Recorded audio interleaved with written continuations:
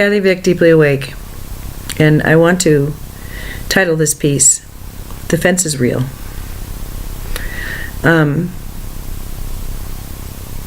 I consider when I do my reportage of energetic phenomena and, bizarre meditations and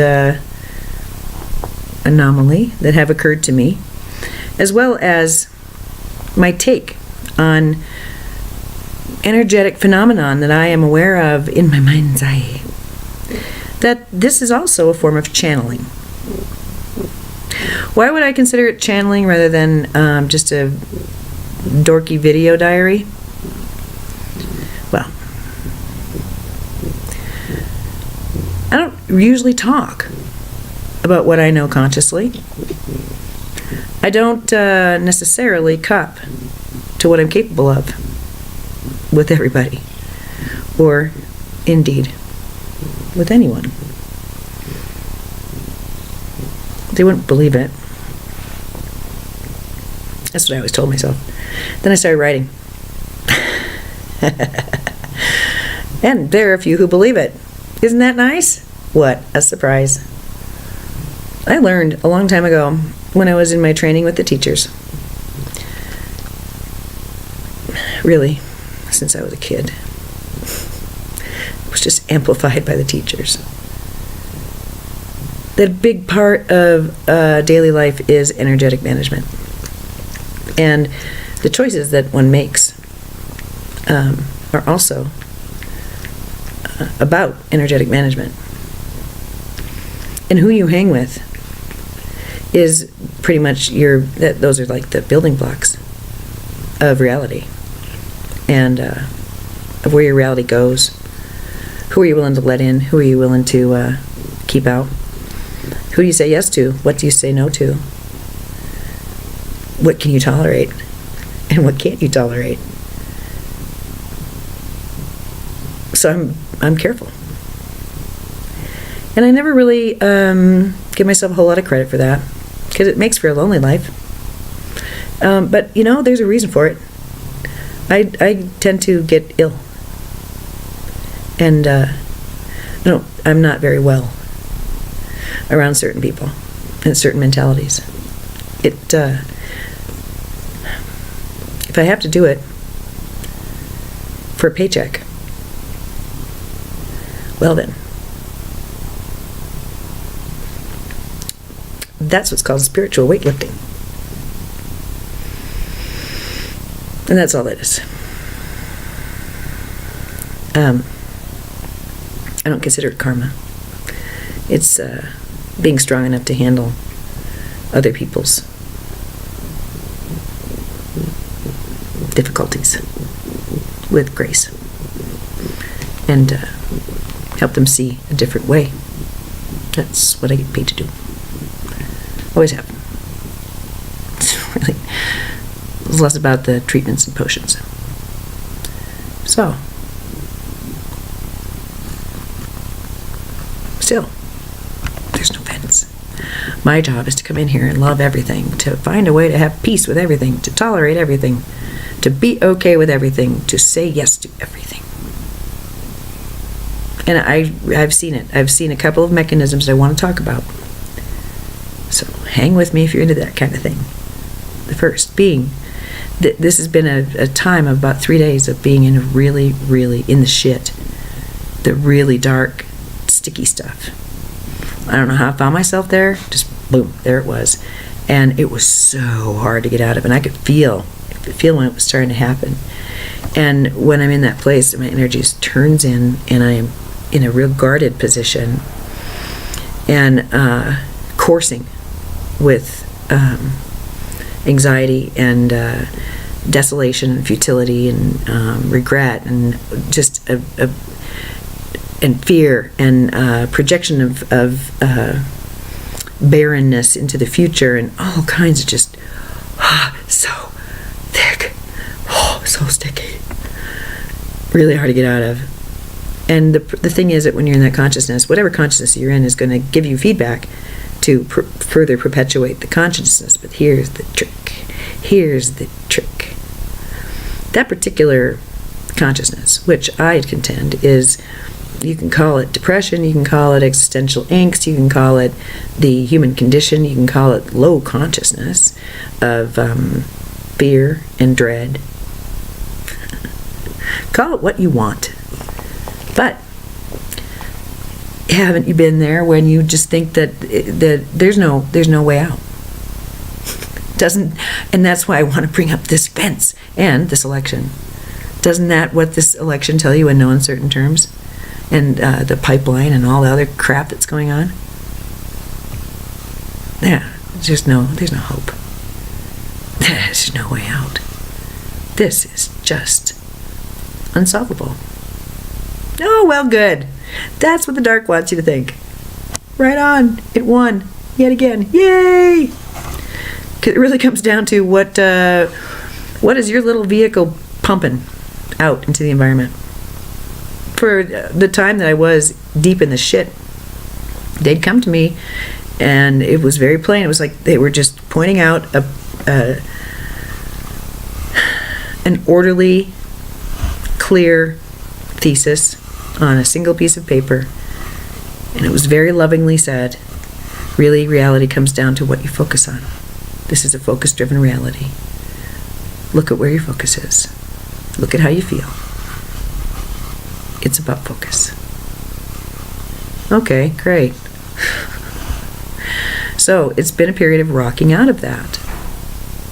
And it's been wonderful to have done so. And today, wow. The messages I'm getting in the morning are just intense, and today was no different. But the way that it's formulated into thought that I really want to communicate is simply to say that I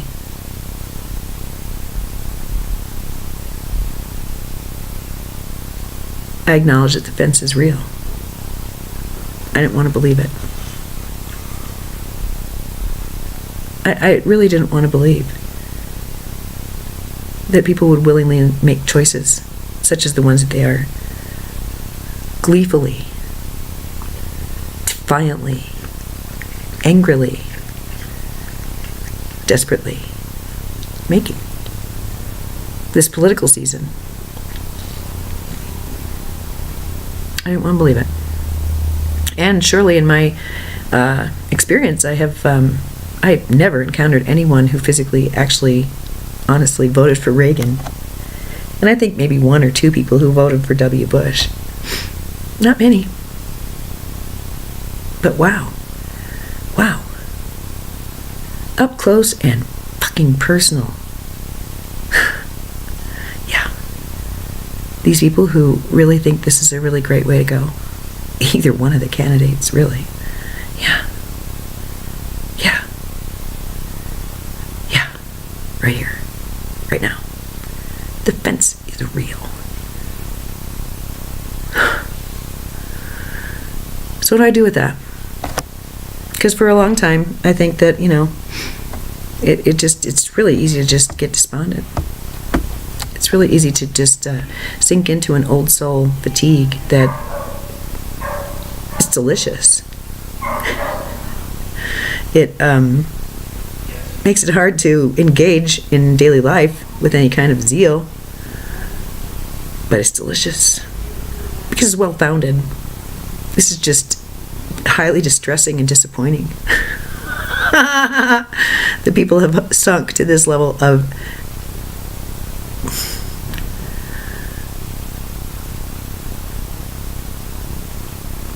emotional reactionary behavior and just this learned powerlessness, and wow. And I have no room to throw shade or give criticism, because it's very easy for me to sink into that, and it takes a while to climb out of it and hose off and rest. The fence is real. So what does that mean? Because, above all, I've got to be agreeable. I've got to find a way to agree with everyone. To find something good about everyone. That's sort of like what I do. As a nurse and as a human being, there's got to be something redeeming in there. Yes, even, well, you can do some pretty nasty shit. And I can find something beautiful. But sometimes there is no beauty. There's just, it's just insane. And that's these times. We're in them. You've heard the prophecy of the rainbow people, right? All kinds of nations standing with the Native Americans. When the earth has just been about as raped as it's going to be. Yeah, we'd go further, but come on.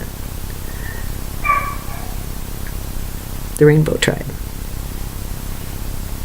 The fifth son. The last spasms of the Kali Yuga. The dark dying hard. And doing what it can to punch up the volume of fear within each of us. Because I'll tell you something. During this last 3 days, death was a constant companion. And I mean, I was having scenarios play in my head. Yes. I could feel it breathing on the back of my neck. Oh, man. So that is, and I'm convinced that that's the kind of energy that is happening right now in humanity. That's what's being brought up for examination. Is this real? Is this not real? Oh, obviously it's not real. I'm still here. But that sense of like being on edge and like could be it. This is it. This is it. This is it. There's no tomorrow. There's nothing out there except this quivery fear.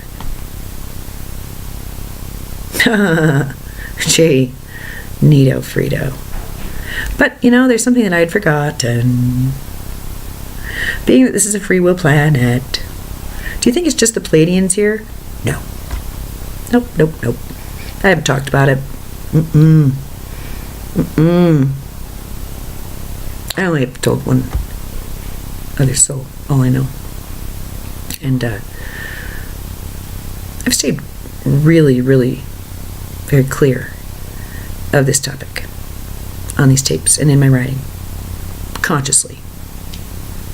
They don't need any more power than they already have. But it's time finally to expose something. Ready?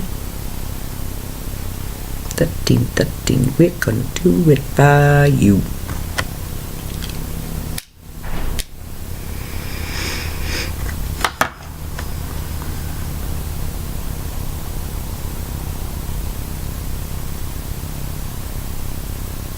There was much that we spoke to our students through the years, through the texts, and individually through the conversations to prepare you for what is now.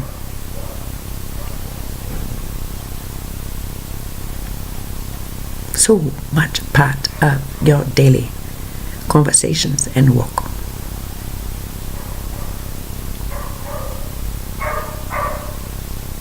We have a doggy. So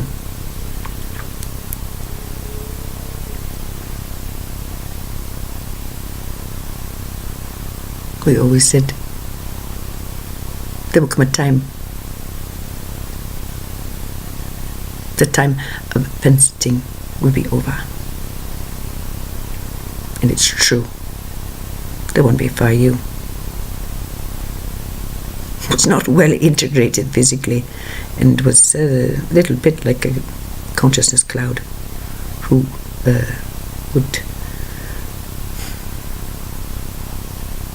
rather enthusiastically do what was needed to be done in the physical, but who preferred to live elsewhere. And from that space, the body is an afterthought, and sitting on a fence, well, it's out of context, don't make no sense. So, yes.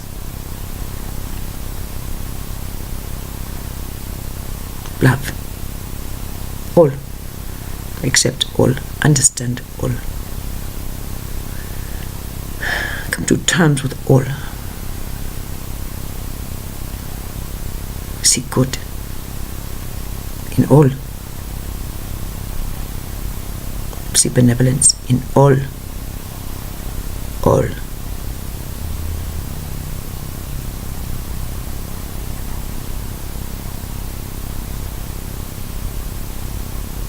This is still possible to do with your feet on the ground and your hand touching the railing as your body leans into the stability and reality of a fence.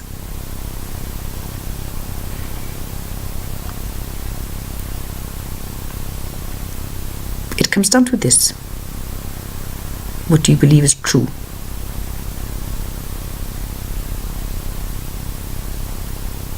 Is it true that you are at the mercy of forces beyond your control? Well, perhaps. Really? Really? Are these forces standing next to you as you unlock your front door? As you lie your head down? Perhaps when you're watching the TV, they are more present. Perhaps they are overwhelming at your place of employment.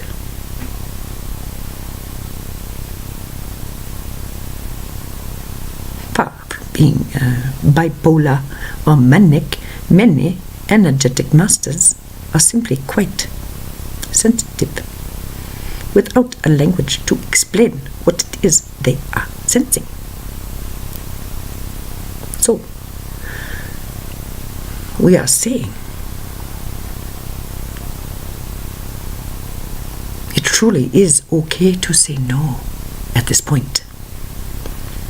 It is now time. If you identify as a bit of an elder, perhaps someone who has some wisdom, a bit of perspective, and an open heart, perhaps it would be good if you started talking without taking on this darkness and making it real and fighting against it. By doing simple things like looking your friend in the eye and saying, now, you stay in the light, yes? Call me if you become discouraged. I love you.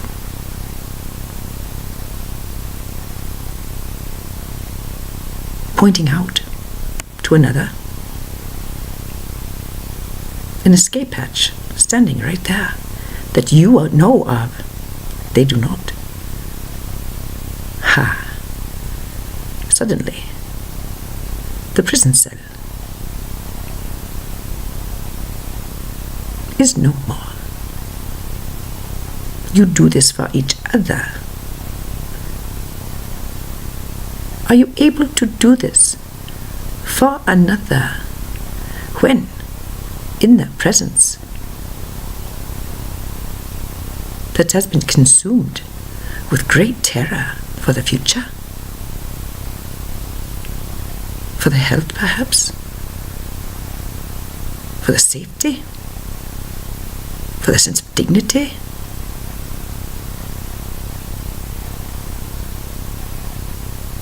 It doesn't help to simply nod and say, oh, I know.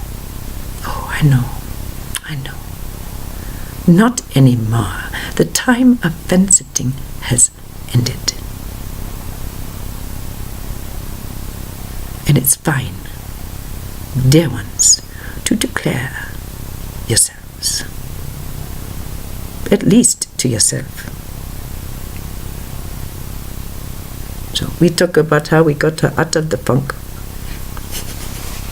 And then we go do things.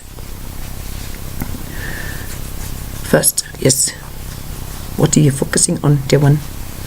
Where is your focus? This is all about focus. It is completely voluntary to hook in to the crises, to the rumor mongering, to the propaganda, to the fear.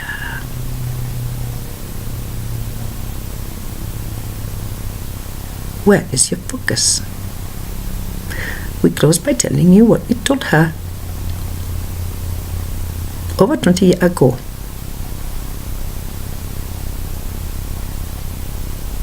What her job was.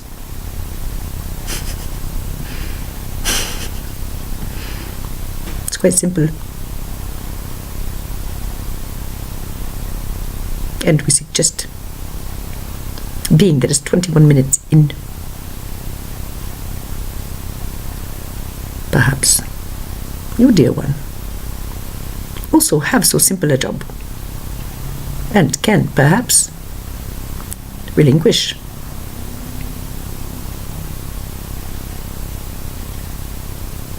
that grinding sense of responsibility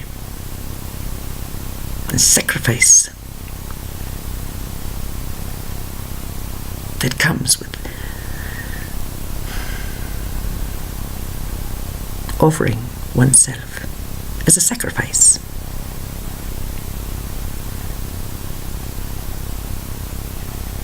Here it is. Your job, well, we preface it by telling you, you know, being energetically sensitive, we assisted this one at a time that was very, very helpful for her, because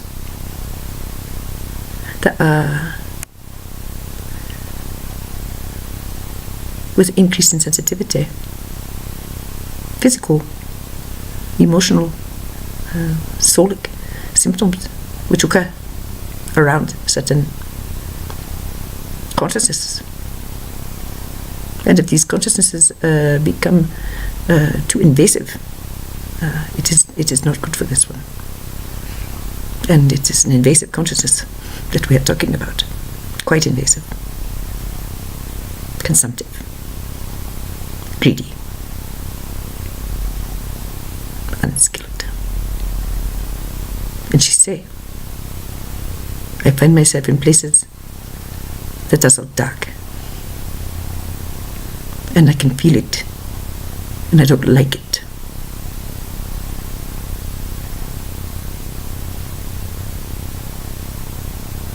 This was at a time when energetically, physically, it was easier to be affected. So, we say, okay, here's your job. Be the one in the room, no matter who is peopling that room, be one of perhaps several, but be someone with an open heart. You may look around and assess that everyone's heart is closed. They are making fun of people. They are talking in violent terms about others. They are doing the better than less than thing. They have no sense of humor. And they require your buy-in. Well,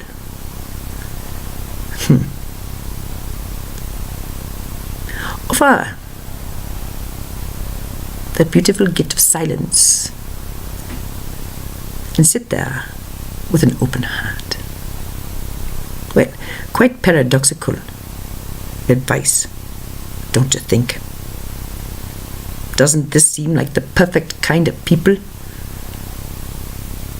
to present guarded and closed and suspicious of? Yes, perpetuates the cycle.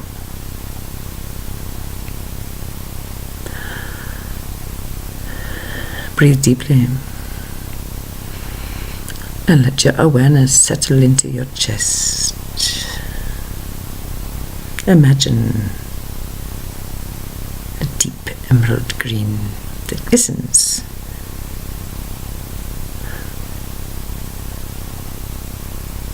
With dew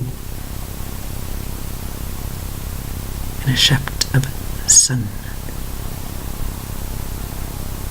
Green, alive, vibrant, beating your very heart.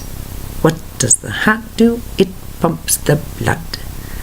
The blood, refreshed and enlivened by the act of inhalation. Breathing, so much vibrant renewal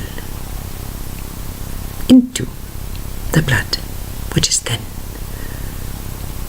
bursting through the body, causing the good news.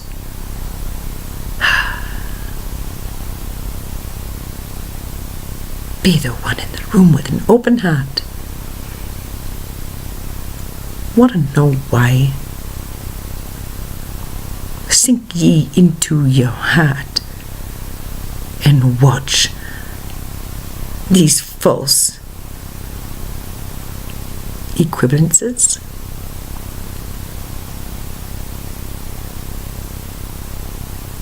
These unskilled,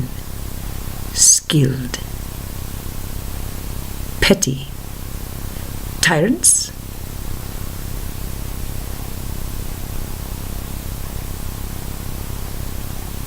Watch all of it become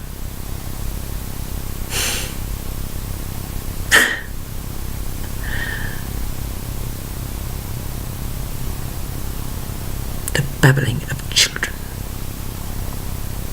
Too long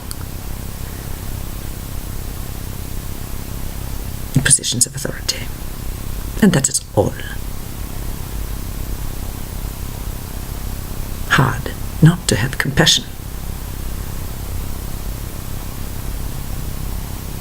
Easier and easier and easier to present alternatives in a way that does not create chaos.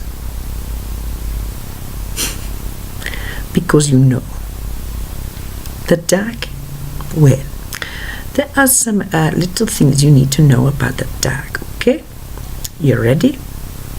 It's fragile and it knows it. It's not very bright, and it knows that too. It's brutal. It likes brute force. It enjoys it. It is not fine. It is not refined. It does not know of joy.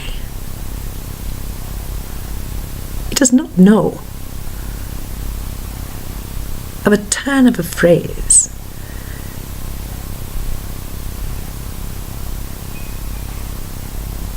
Which makes your thighs tremble and your skin quake with humor or desire or redemption.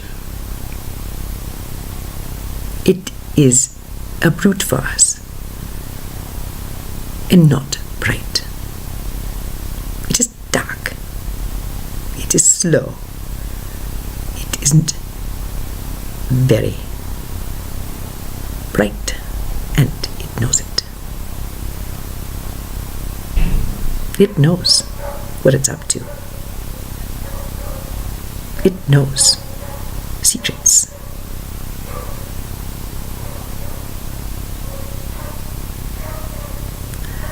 A simple requirement It knows of its own selfishness and greed and fear. Therefore,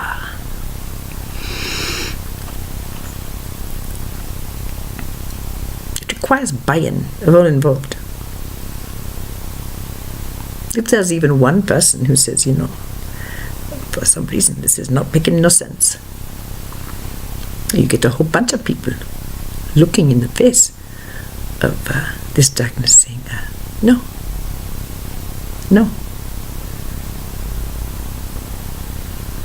Look you at Gandhi, at the salt mines.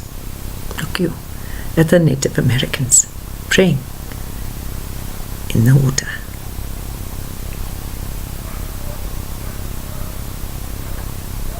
What amazing contrast.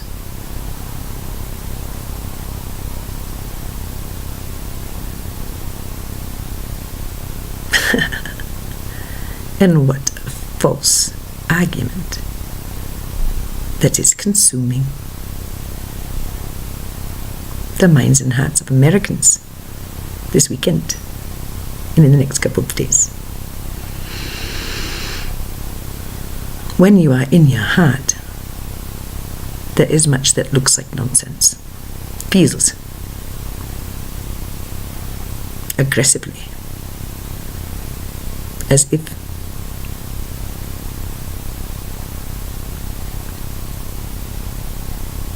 it is a blunt farce, a bludgeoning farce.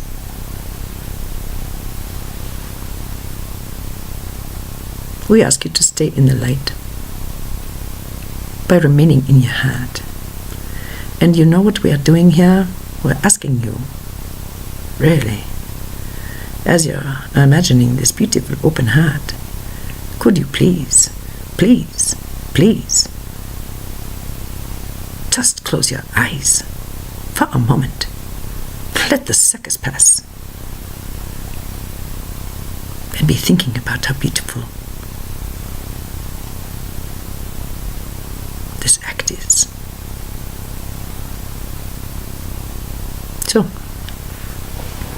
the other little piece of advice was, well, your job is to be the grown-up in the room. When you don't know what to do or how to act, just act like the grown-up in the room. And we're not talking the officious, insecure young parent. We are talking about the loving grandparent who's been around the block enough to be highly indulgent and highly disciplined and highly loving all at once. Someone who you know, if you stick with them, you're going to be safe because they have common sense. They can see farther than you. And even though they can see the selfishness and avarice and pain squirming under your skin, they smile at you, lean in for a hug, and say, we are so glad to know you.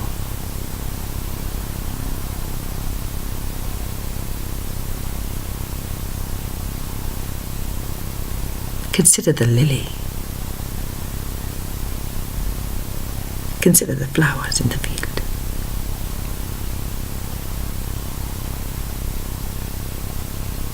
We are not asking you to heal anyone of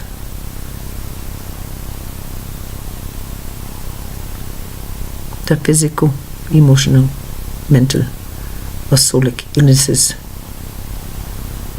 to even point them out.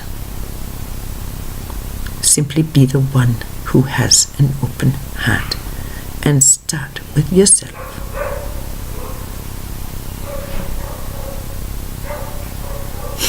We comprehend, we know. Oh, this sounds so simple. God, give it a try. You'd be surprised. You'd be surprised what this triggers. Or can, if you're ready. We have said repeatedly, the heart is the bigger brain. We have said now, more than once, the heart is gaining prominence, has been activated and enlivened in a new way because of the energy on this planet. It's time, dear ones.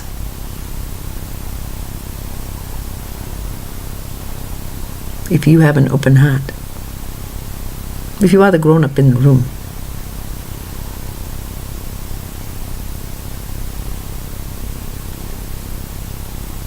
the fence, we say, will have a different meaning for you.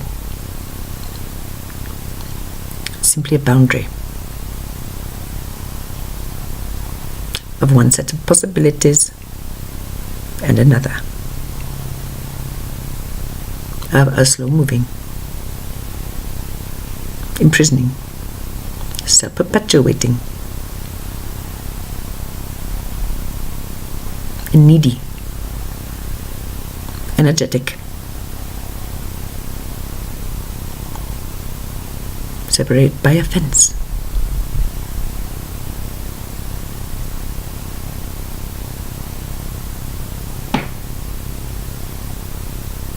And on the other side, so much creativity and tolerance. But there is a boundary now that there was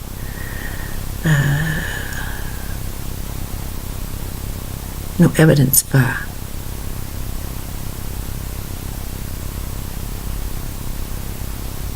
The time is now. We say that there is a relief afoot. Fear not, and be of good cheer. This is not pablum. This is not false. This is a reminder to stay in the light.